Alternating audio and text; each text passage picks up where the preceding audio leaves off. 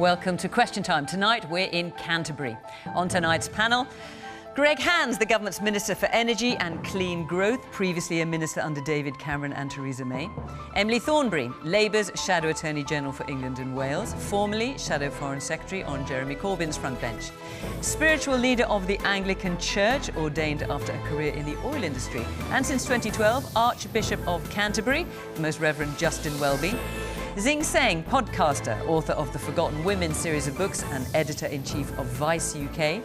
And journalist, former Labour Party member and columnist for the Mail on Sunday, Dan Hodges.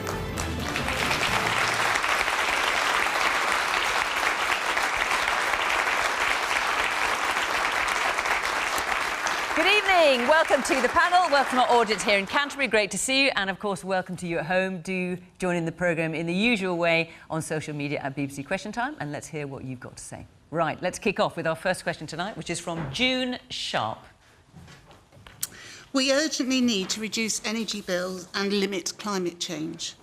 Is the government's energy strategy too little, too late? Emily Thornberry. Well, yeah. But, you know, what I could do is, and Greg and I could kind of perform this dance, you know, he could say to me that, I don't know, that we weren't sufficiently in favour of nuclear early enough. You know, 97 we weren't in favour, although we were by, you know, 2005.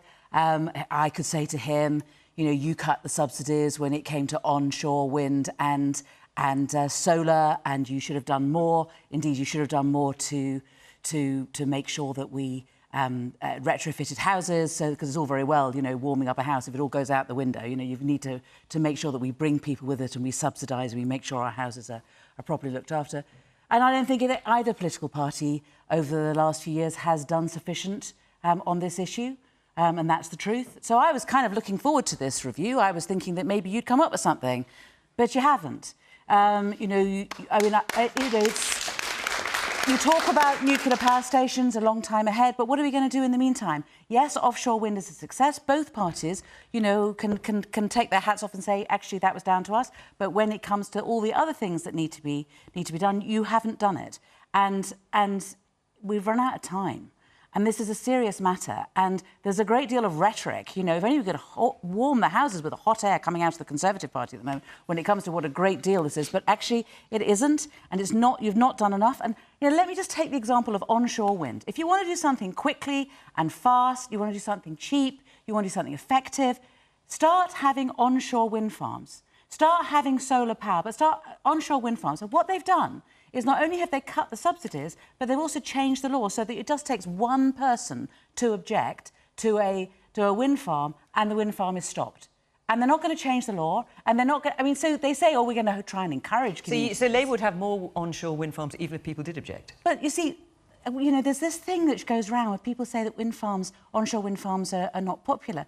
But the polling shows that 80% of the population actually think that wind farms onshore are a good thing. There is a good... Or even if they're right next to them. Yeah, and those that live near them actually seem to approve of them more. Now, that's what the polling says.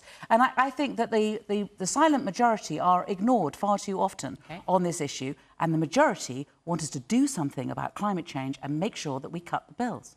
Dan. I mean, I would agree with, to an extent, with what Emily said. I mean, I think the first thing we have to do is we have to be honest. We have to stop describing what we've seen today as an energy strategy.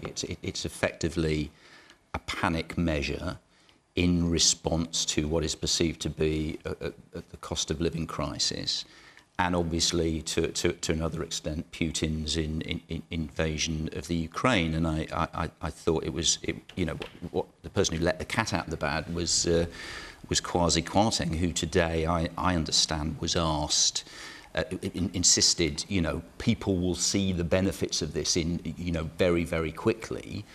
Was then asked what very, very quickly meant, and he said within 3 or 4 years. Now, I'm not sure that's what most people's idea of quickly is.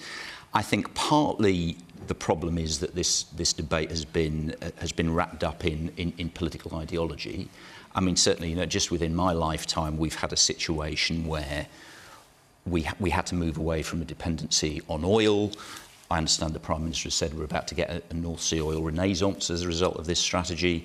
I remember when people were insisting we had to move away from nuclear power because nuclear power wasn't seen to be safe. We're now apparently getting a nuclear power station every year. I'll believe that when I see it. I think Emily, to an extent, has, and I thought it was very sort of quite bold what Emily said about, you know, we need to go ahead with wind energy, but that is going to require courage and maturity from politicians of all sides. Because it's great, Emily is saying today, well, we need this, and people shouldn't be able to object. But when the Labour Party sees the polling in certain constituencies showing this, it could be an issue that could win them the seat. It'd be very interesting to see if the Labour Party sticks to that commitment. So, but I think fundamentally we are going to have to actually implement, as I say, something that resembles a strategy, and not what seems to be a sort of to use that phrase, a sort of a whack-a-mole approach to what is perceived to be a current crisis. Well, June, what's your view? You asked the question. My view is simply that we have run out of time. We need to be decarbonising our housing stock now, because to do so, we would be reducing energy bills for people that desperately need not to have to make those choices, whether to have heating or whether to have hot food. And this, you know, we're coming up to summer, but winter's, to quote Game of Thrones, winter is coming. But also, we also need to be saving the planet. You know, I mean, the war in Ukraine will look like a stroll in the park compared to the famine and starvation and the wars that will happen if climate change actually goes beyond the 1.5 degrees that we're already destined to achieve. And the man next to you. Going back to what the solution is, really, to the energy crisis, there's billions of pounds being paid out to shareholders constantly over the last, I think the figure's £200 billion over the last 11 years. Why is the government not regulating that? And surely Labour should be implementing that as well. Why are working class people and people from all social classes having to pay for this energy crisis? Why? And you're talking about the shareholders of the energy companies? Yeah. Well, Archbishop, as a former oil man yourself, in days gone by. You know, at least you've been in that industry at one stage. I mean, I don't know, what's your view on that? Well, I agree with what June was saying. You have to... It is ridiculous that companies can make excessive profits, there's no windfall tax, that kind of thing. But I think that's slightly missing the picture. What June was saying is it's a global crisis, and that we need to do our bit. And also, we have to make sure that other countries do theirs, because otherwise it's like trying to stop a flood coming in through the front door, but you leave your back door wide open. We had a meeting last week of the heads of the different provinces of the Anglican Communion, representing about 145 countries around the world. Climate change for them isn't a future thing for many of them. They're already seeing conflict growing very rapidly through desertification. They're seeing floods. They're seeing complete changes in the pattern of rainfall. That is going to drive migration, and that is going to drive more conflict and stop people dealing with climate change. And we have the needs that we see in the church through food banks and through the many things we're involved in with people who are the least well paid in this country, who are facing real problems with paying their heating bills, and it'll be worse next winter and the winter after that. So the question is the government's energy strategy too little, too late? I don't think it's too little, too late. I think it's a good long-term energy strategy in some ways, but what's going to happen in the short term? We need to decarbonise now. That means subsidies for people to insulate their homes and to care for those who have the least capacity for care for themselves. OK, let's hear a bit more from our audience. So the woman there with the blonde hair and glasses. So the IPCC report came out earlier this week, just before the so-called strategy, saying that we have to decarbonise now if we want to mitigate climate change, and that we have to phase out fossil fuels. So what I'd like to know is, when will the government stop approving oil rigs? Greg.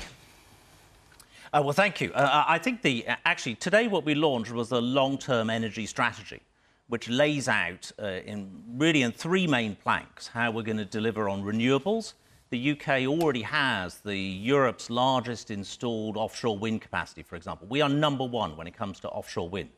On top of that, we do more onshore wind than we do offshore wind.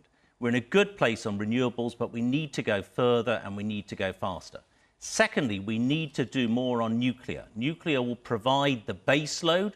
It's homegrown energy, low carbon energy. And the third area is actually on oil and gas. And with respect to the last questioner, she is right that we are taking action and moving to net zero. And the UK has actually done more to decarbonise than any other G7 economy in the last 30 years. Our emissions are down by 44% in the last 30 years. But at this time, we don't want to be increasing our import of hydrocarbons from abroad, particularly from Russia. Thankfully, we are in a good position on that. We produce 50% of our gas from the UK continental shelf. We import less than 4% on Russia. I don't want us to be increasing the amount of energy we are importing from Russia or countries like Russia at the moment. That is why oil and gas is part of an important transition. And what's likely to happen with fracking? Because fracking was something that you yourself said had no place, really, in the British economy. But now the government has gone back to the British Geological Survey and asked them to look again at it. We've asked on fracking to keep our options open. I think fracking is, we've asked to see if the science has changed. We've put a pause on fracking in 2019. We've asked to see if the science has changed. Can I just come back to the point about bills, though? Because that's the other really important part of what we're dealing with tonight. And the Chancellor of the Exchequer launched a really important package in February, just 2 months ago, to deal with the rise in bills. Cannot deal with it completely, but actually £9 billion set aside, a £200 discount on energy bills, a £150 discount on council tax, additional funds to make sure the most vulnerable are able, give them assistance in paying their energy bills. £200 is, of course, a loan. It's not a loan. It is a discount, which will then be taken back in the form of a levy. You're not being given it, you have to pay it back. No, not necessarily the individual. It gets taken back at the point at which it is levied. Yeah, sorry, you're all shouting something. What are you all shouting? I'm saying it's a loan. It's not a loan. It's a loan. That's what you're hearing from the audience. No, it's taken back through a levy. It's not a loan because it doesn't create an obligation on the individual to repay. It is actually a levy on the price point at which the bill. But they still have to pay it back. What's the difference? It's put on the price point, not on the individual. The individual does not have an obligation to repay. Oh, so we can say we don't want to. If we don't want to pay it back, we don't have to. No, I'm not saying that. It's taken back. It's taken back at the point at which it is charged. Yeah? So if you don't heat yourself, if you don't have any heating afterwards, then you don't pay it back. It is not an obligation. Is that it? Importantly, that is it, isn't it? That's what you're saying. Okay. It comes in this October. And these are the important things that we've announced to help people with bills. But that's different to the long-term strategy that we've launched today with renewables, nuclear, and making sure we're not increasing our imports of oil and gas. I'll come to you in a second. There's lots of hands up. Let me just have a quick whiz around. The man here on the corner in the grey top there, yes. Emily mentioned the planning process for onshore wind, which I think David Cameron brought in the restriction that if one person votes against it, you can't get planning permission. Are the nuclear plant stations planned going to follow the same process? Because I would imagine most people would prefer wind to nuclear next door to their house. OK, well, let's find that out in a minute. The woman behind you, yes. So on the fracking side of things, I understand with the Ukrainian situation, the desire to shore up our fuel. But if that goes through, what is the longer-term plan to actually bring that back down and shift to renewables as quickly as we should do? OK, and the woman at the back there in the glasses. Don't patronise us. It is a loan, for a start. We don't need to be patronised anymore. The truth of the matter is, I live in a rural community with an oil tank. It is very expensive. I want to go green. I can't afford to because all the utilities have doubled, which means VAT has doubled, where is that money going?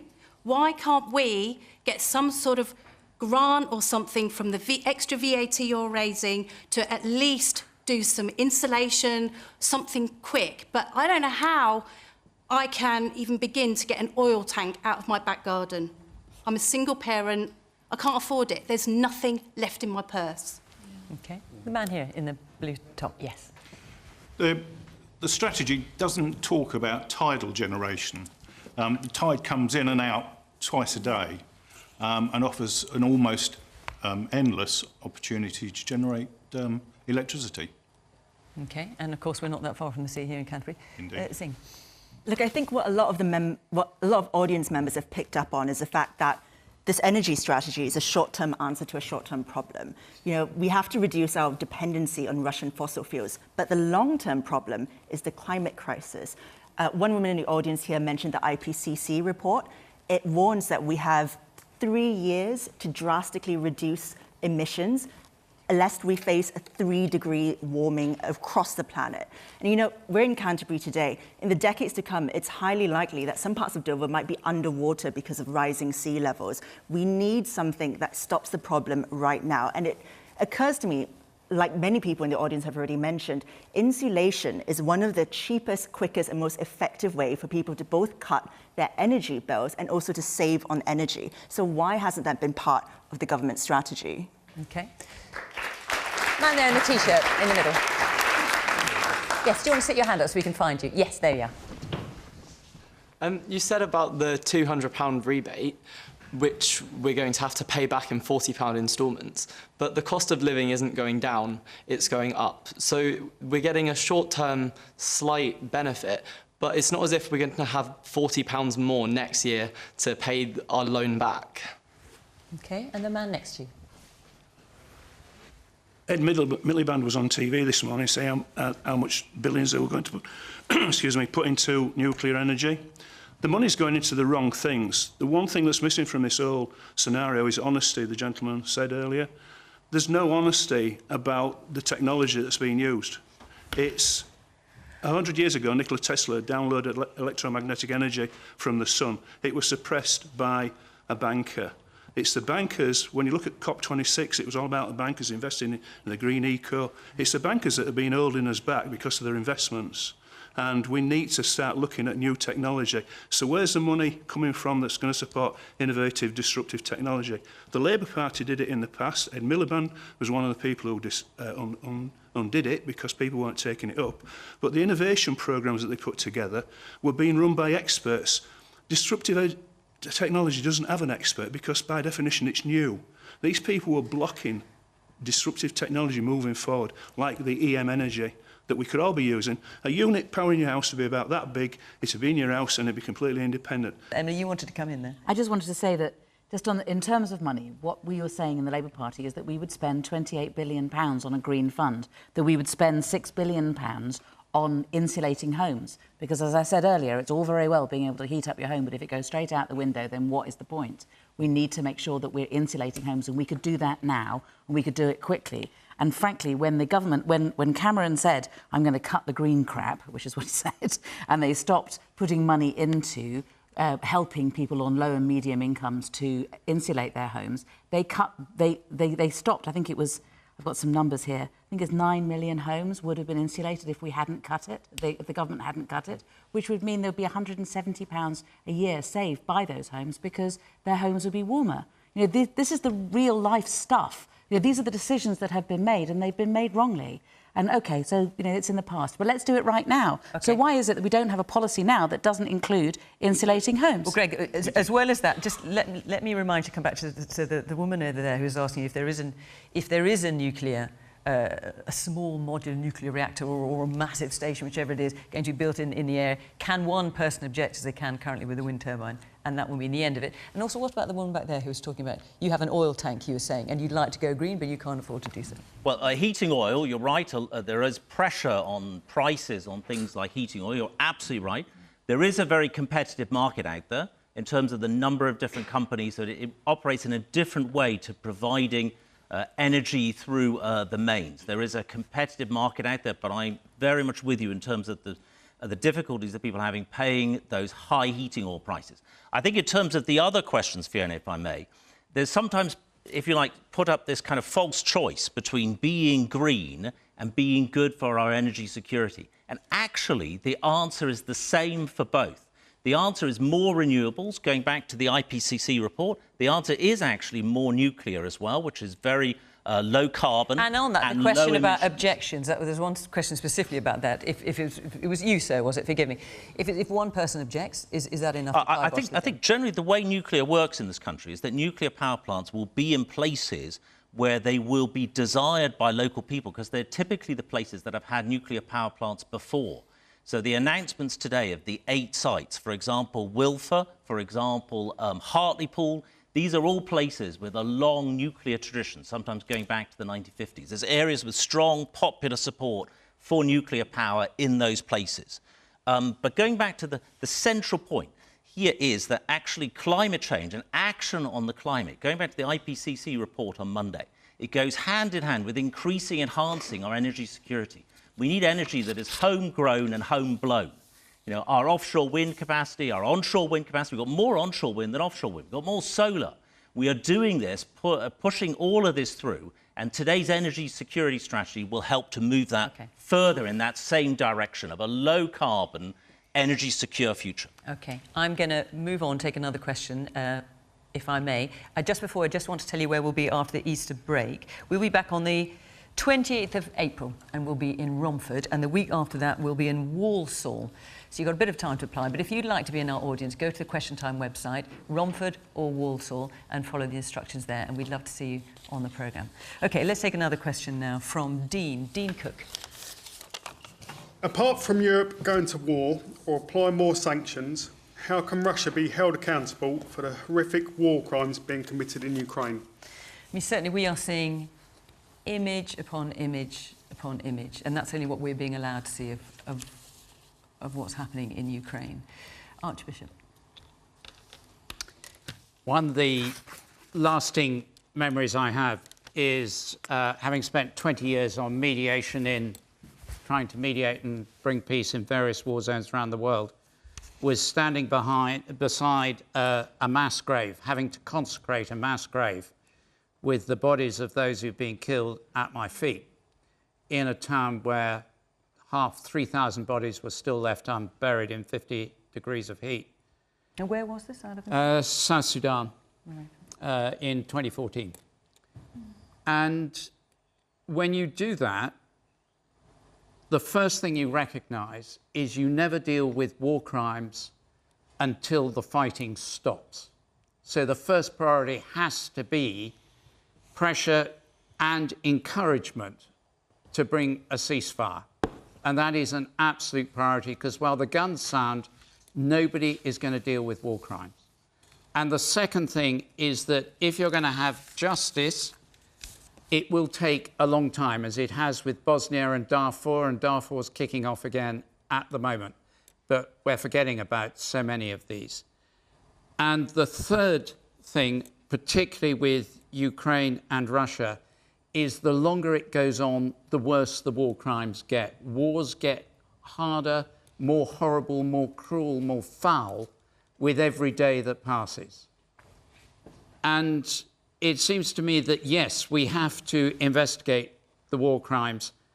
We have to make sure that people are held to account, either publicly or, best of all, in a court. But first of all, we have to get a ceasefire, and that has to be the top priority. Because at the heart of this, it's not the rulers. They will be held to account by, as a Christian, you'd expect me to say, they'll be held to account by God, if not before. But I also have been with the victims often enough in enough places to know that they're the ones who matter at the moment. We go for the people who are suffering and try and stop the suffering before it gets worse. And that's going to mean sanctions, but it also means diplomacy. And sadly, it often means negotiating with people who have done pretty unpleasant things. Dan, Russia tonight has been voted off the UN Human Rights Council. I mean, will that make any difference? Does that take us any further forward? No, of course not. Of course it won't make any difference. I mean, I think that underlines the weakness of the council. The fact that it was on it or Russia could be on it in the first place.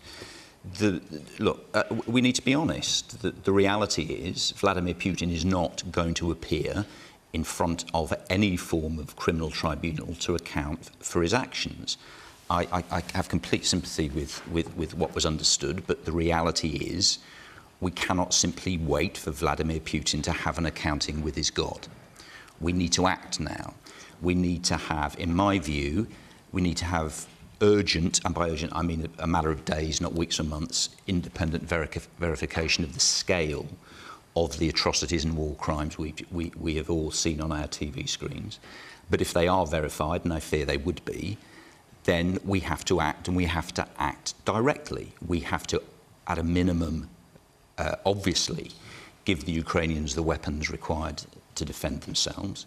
I think, would you include in that fighter jets? Yes, tanks? absolutely, absolutely, without question. I mean, I would go further. I would say now this is of a scale, or appears to be of a scale, that we now need to introduce a no-fly zone, and we need to look at introducing safe havens so that the atrocities stop. And I completely understand those people who express concern, and obviously there are very real risks and there are very real dangers in taking that approach. But I also think we now need to think about the risks of not intervening. And I mean that in terms of, in a practical sense, not just in a moral sense. And what do you think those risks Well, would be? if what we are currently saying as a result of our stated policy is, because let's be honest, why we're not intervening because we are scared of Vladimir Putin, right? What we are saying is, well, it's a nuclear power. No, that's exactly the point I'm making. What we are literally saying is, to any dictator or potential dictator, if you secure a nuclear weapon, you can effectively operate outside of the norms of international law. We are also saying you can effectively, with impunity, invade a sovereign state.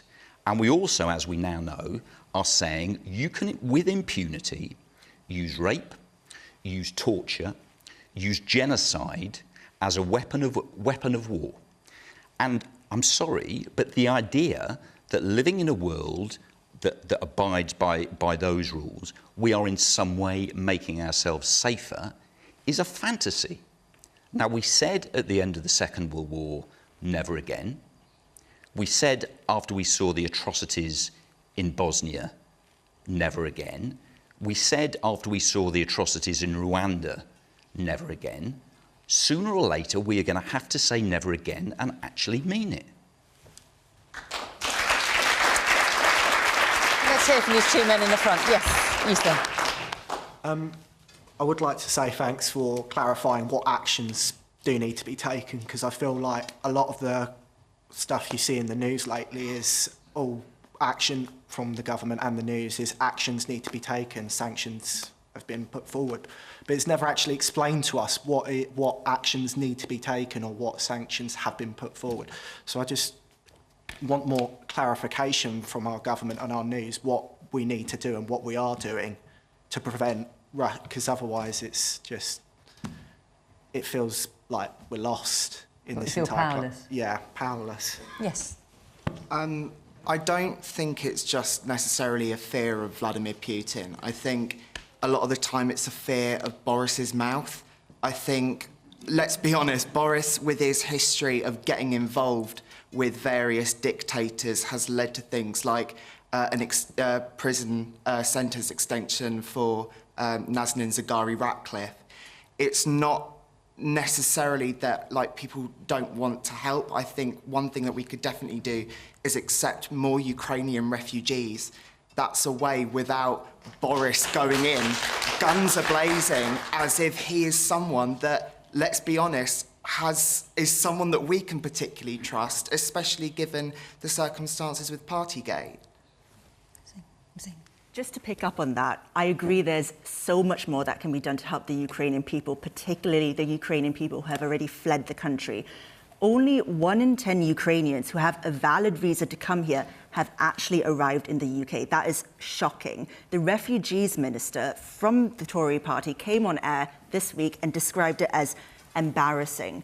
I mean, we are an outlier in Europe in that we are the only country that is forcing these people fleeing war to come to us with reams and reams of paperwork to try to process them through a bureaucratic process when all they've done is flee war with, in many cases, just the clothes on their back. And the reason why a lot of these people haven't arrived in the UK yet, even though they've got visas, is the Home Office is somehow deciding to process applications individually. So you could be a family of 5 people. You could all apply for visas. Your 4-year-old child could get the visa approved, but that means nothing if the rest of you can't get a visa. So the Home Office desperately needs to rehaul what it's doing right now to help Ukrainian refugees, because it simply isn't acceptable.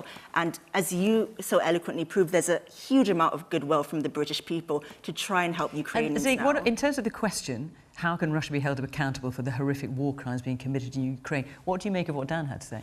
Well, I think it's a confusion of 2 issues. So the first issue is holding Vladimir Putin to account, right?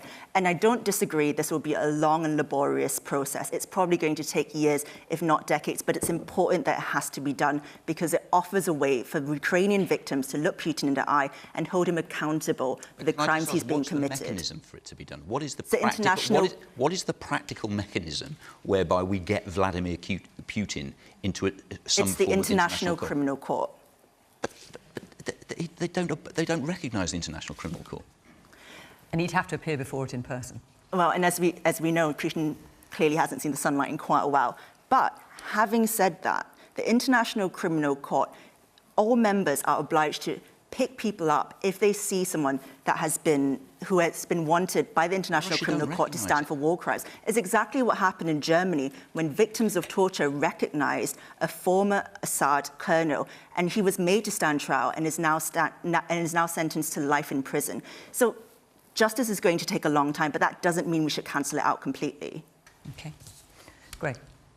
In terms of the actual question, the most important thing here is to make sure that Vladimir Putin does not succeed and that he loses and that he be made accountable for the absolutely appalling crimes committed by him, his coterie and his armed forces. I want to praise actually the journalists there on the ground. For example, Jeremy Bowen, the amazing reports on the News at 10 last night from Borodyanka, Mariupol, the reporting out of there, Irpin, all of these places, incredible, gripping accounts by journalists, really helping to document what has happened in real time. Second thing I said, in answer to the question earlier about our Prime Minister, if you listen to the Ukrainians, if you listen to President Zelensky, if you listen to who the Ukrainians say is most on their side, the name of Boris Johnson and the UK government crops up very, very frequently, both in terms of providing help, in terms of humanitarian aid. The UK is the largest bilateral donor to Ukraine, big amount of that on the humanitarian side. In terms of the weaponry that is being provided, a lot of the anti-aircraft missiles, a lot of the anti-tank missiles are coming from the UK. So if you listen to the Ukrainians, actually, it's them who are praising the UK as being one of the biggest donors. But in terms of the International Criminal Court, we've got to remember that only 20 years or so ago, Ratko Mladic, Radovan Karadzic, these characters were actually, a lot of them were actually brought to justice. I don't think we should have no faith in the International Criminal Court.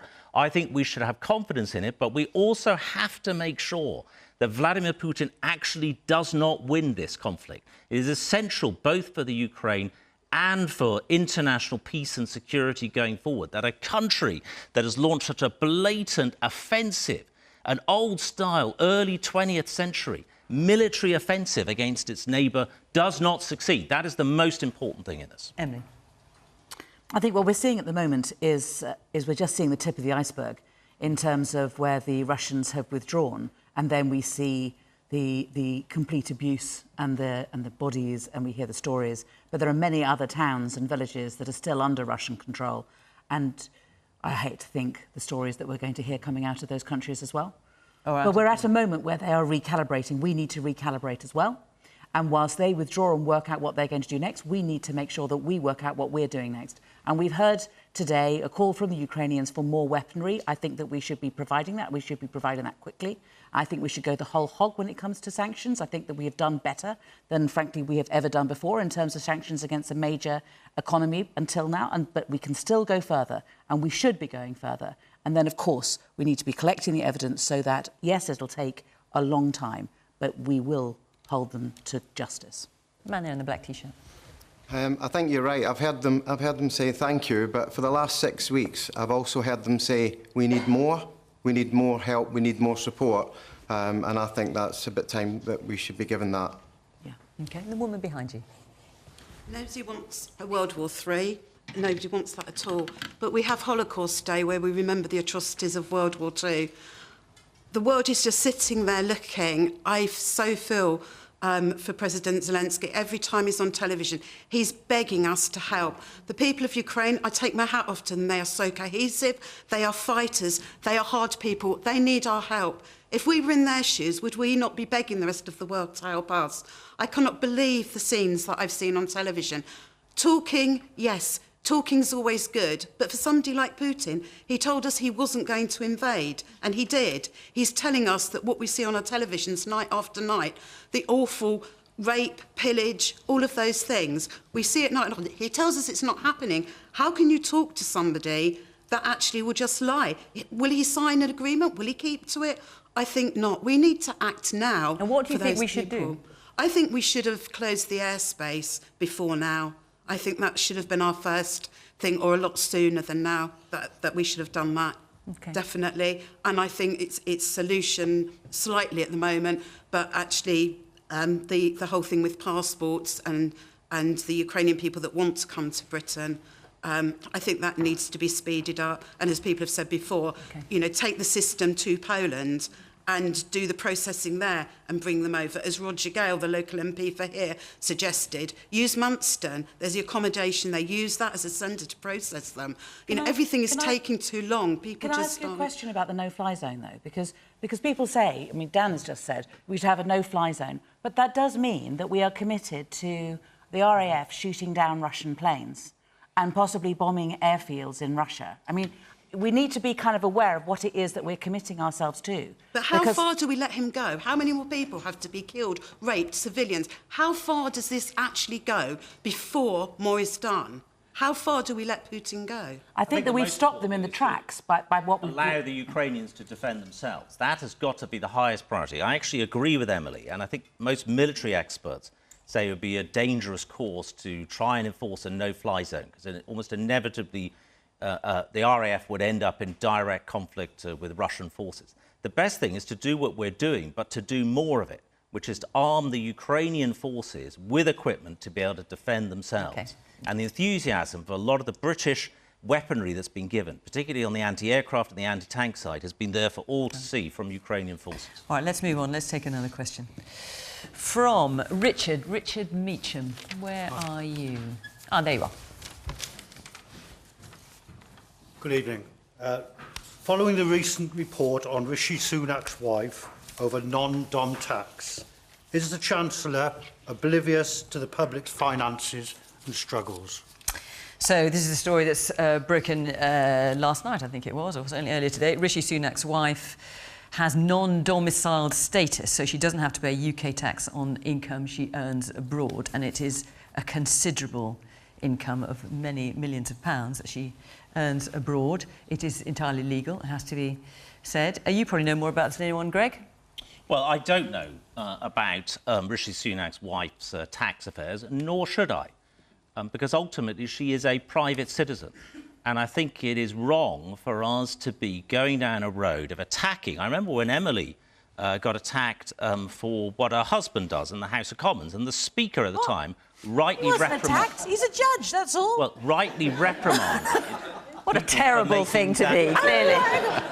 But my point is... I mean, Cherie Blair got quite a bit of stick, didn't she? No, and I'm not supporting that. I'm saying we have to be really careful about what we say about politicians' spouses and relatives. Well, do you think it's right that she should be a non-dom? Well, as I understand it, if I understand her statement correctly, I've not met Rishi Sunak's wife, but her statement explains, if I'm not mistaken, she is an Indian national. Got nothing to do with it. It's impossible for her to be an Indian national and a dual national. Doesn't it's matter. impossible, according to her statement, that she could become a British national. Doesn't matter. Which means, according to her statement, she is inevitably going to be a non-dom. No. And that is, I think, she pays tax, as I understand it, on her UK income in the United Kingdom and pays tax on her non-UK income outside of the UK. OK, you've got two That people is on her the panel here shaking their heads. Which shall I pick? Emily, you're shouting the loudest. OK, no, I'm sorry, I don't mean to shout, but it's just such nonsense, honestly. So you can have any passport you like. You know, if you're allowed to live in this country, you live in this country, and then you make a decision, a positive decision. Am I a permanent resident in this country, or am I only here temporarily? Because if you're only here temporarily, then you're a non-dom. And then you don't have to pay British taxes on all your income. So what we have is we have a woman living in Downing Street at taxpayers' expense who has, for tax reasons, said that she's not a permanent resident in the UK. That's where we are. And the reason that it's relevant and the reason that it's part of the ministerial code is because you can get a conflict of interest. The Chancellor of the Exchequer is responsible for the rules on non-doms. But he has declared all this in his declaration of interest. He is responsible for the rules on non-doms, and he has a missus at home who's not living there permanently. I mean, it's like, and for whatever reason, what should she do? Well, I think she should pay her taxes. I mean, that's what I think. So you think, let's be clear, you think she should pay, so I've got the figures here, something. She would have earned, would have received, I think, £11.6 million in dividends from the company, the IT company started up by her father in the past tax year. Do you think, I mean, that was money earned Well, abroad. it would help, Do you think she wouldn't should it? have paid tax on that in the UK? It would help. I mean, the truth is, right, is that the current system that we have is that ordinary working people are the ones who pay taxes in this country. You know, they're the ones who have to carry the burden. And, you know, there are far too many people, I think, who just take the mickey. You know, and who are not paying taxes in the way that I appreciate she's paying taxes, and I appreciate what she's doing. She's not taking the mickey, she's paying I UK appreciate taxes. that what she's doing is within the law, and I think we should change the law. I think we should change the law so that we have a fairer tax system. OK. Dan. To answer the question, I mean, I think there is clear evidence that Rishi Sunak is out of touch, but not because of his wife's tax arrangements. The reality is she, as I presume, like all of us in this room, is paying the amount of tax she is legally required to pay. The non-dom status, Emily says she thinks it should be abolished, fine, but governments of all persuasions, including the previous Labour government, had the opportunity to abolish it, didn't choose to do so. That's because this is not, as has been reported, a tax loophole. It is a long-standing principle of tax policy.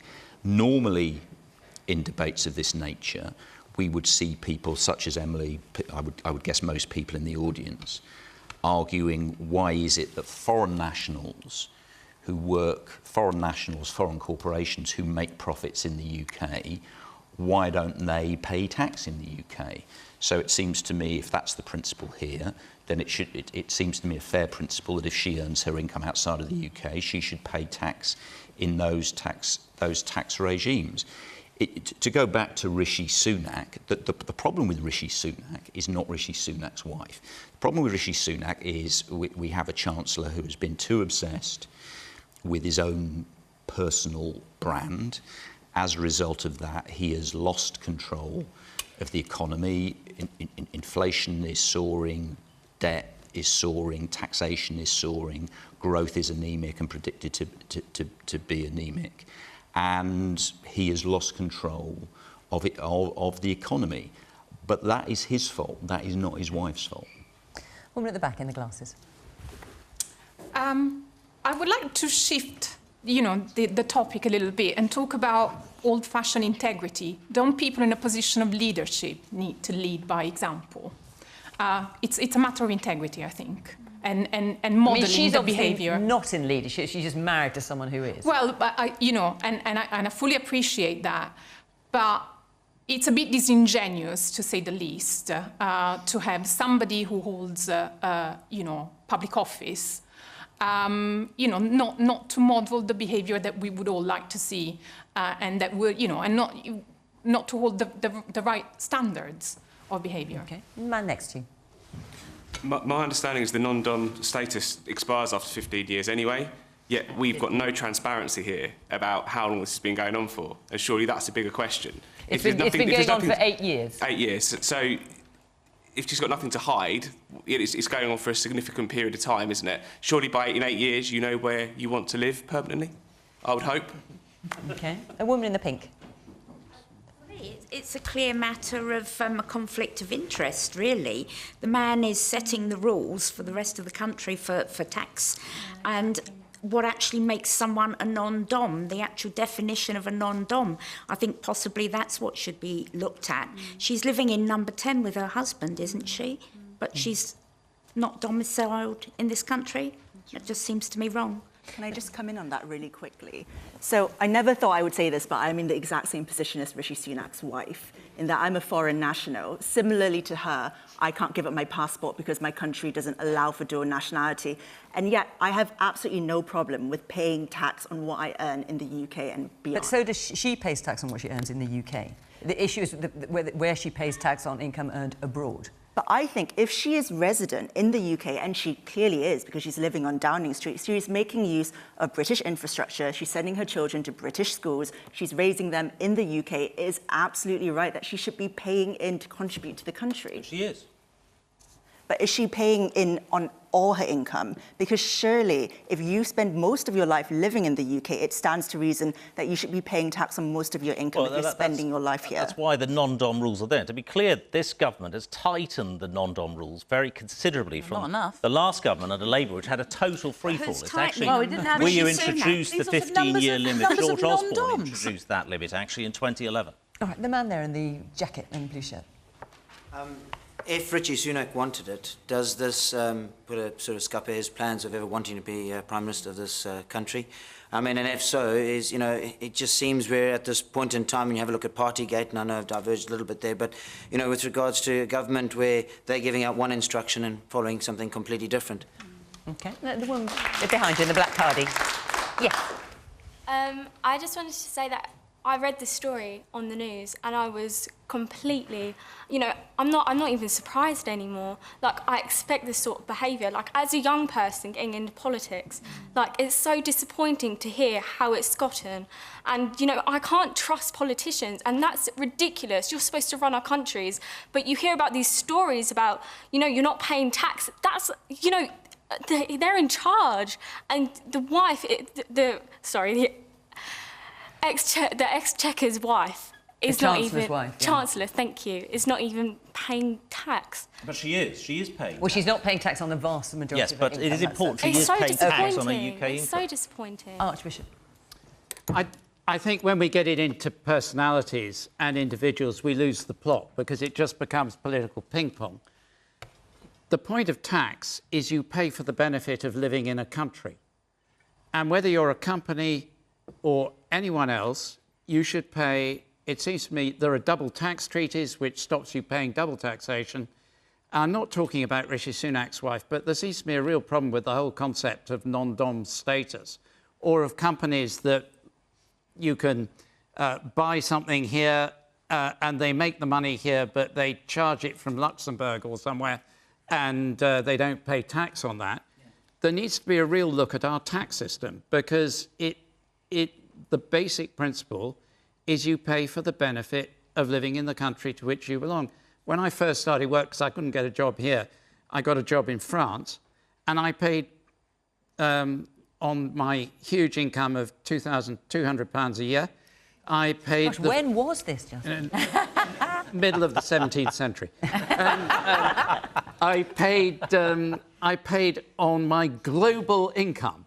Yeah. I paid French tax, but well, that sounds to me like you're saying... We've had non-dom status for a very long time. That sounds to me like you're saying, even though you don't want to get drawn into personality, that you think the Chancellor's wife should be paying because she's tax on her income perfect. here. It is an old established rule, and a very good one, that you should not pay more tax than you are obliged to pay. You're perfectly entitled. It's a very old rule to fix your tax affairs legally, which she has done. So I'm not criticising her at all, but I just think the rules are wrong. OK. Let's take another question on a much more local issue from Lucas. Lucas Warden. Kent continues to see disruption as a result of both Brexit and recent issues with P&O. Should the government increase resources to prevent the county being turned into a car park? Yes, and this has been going on for a few days. And is it 6 days in a row or something like that? That traffic has been longer than that. I can see a wry look from you, Archbishop. The traffic has been backed up along the motorway here. In fact, stretches of it were shut today. 23 miles of the M20 were shut, I think. It took me 2 hours to get in here, like from Maidstone to it, and it usually only takes an hour. So I almost missed it. Well, we're very glad you didn't. Dan?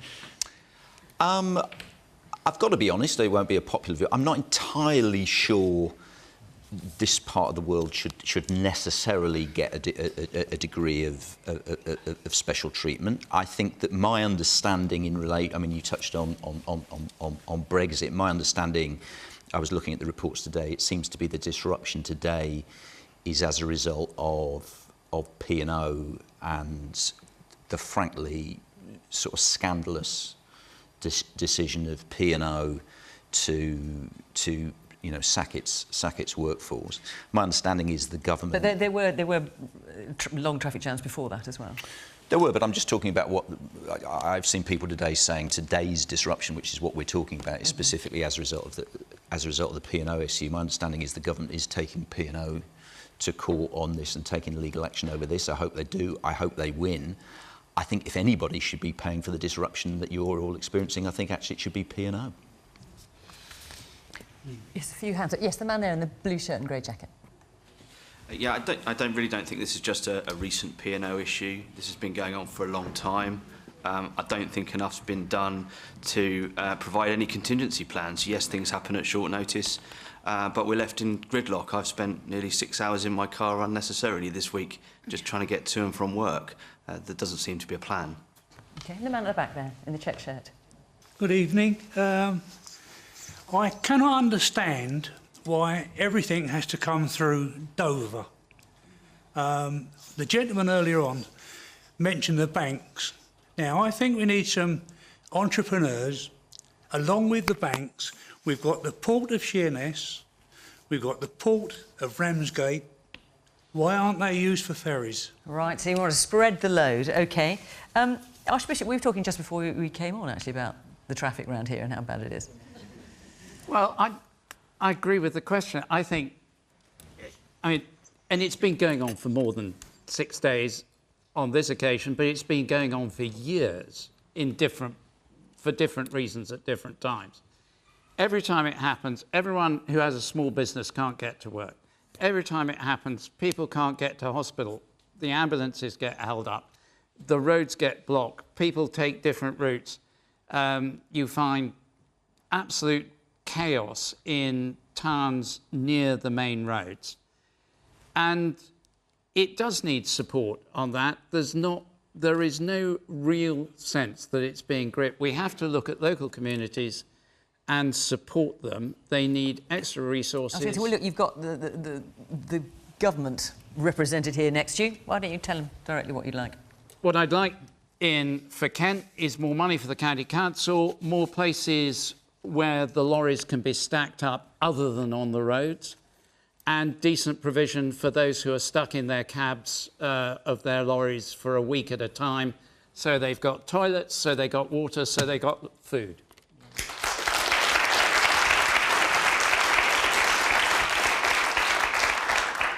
Well, Kent is an absolutely vital part of the country. It's a very densely, as you all know, a very densely populated part of the country, which is vital for our transport and our commercial links. And the government does recognise that very keenly.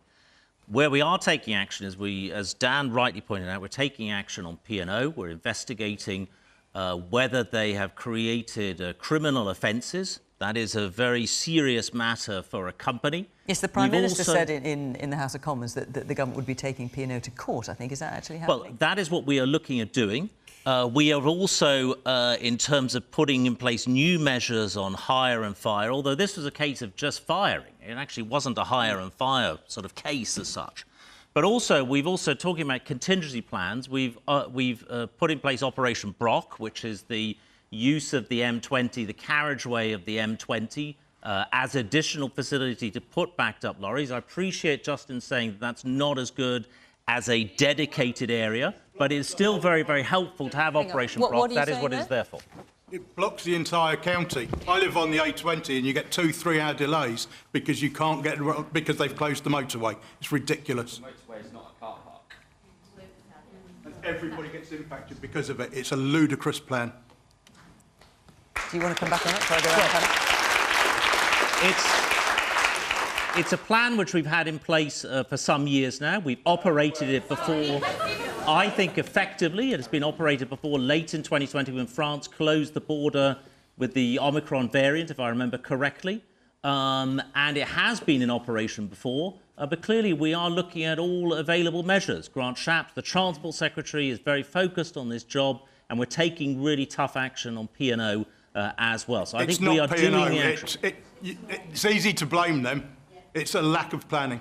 OK, let's let you go. I'll come back. I see lots of you shaking your head about Operation Brock. Let me get around the panel first quickly. I think Emily. we've got a really fragile infrastructure because we had a deal with the European Union that was signed off on Christmas Eve, and it's got great big holes in it. And those holes really should have been patched since we'd signed that deal. But the ministers are missing in action. They don't seem to be getting down to patching these holes up. One of them is what's called a veterinary agreement. That is, sign a veterinary agreement, agree that you've got food the same standard as the rest of Europe, so that when a lorry driver goes across the channel, he doesn't have his ham sandwich confiscated. You know, it's that sort of thing that they really could do. It isn't just about ham sandwiches, let me tell you. It's about our food exports and about lorries being stopped and everything being checked, which just holds things up. So we're just about holding everything together. It's like stretched as much as it can, and then you get a little thing happen like Easter.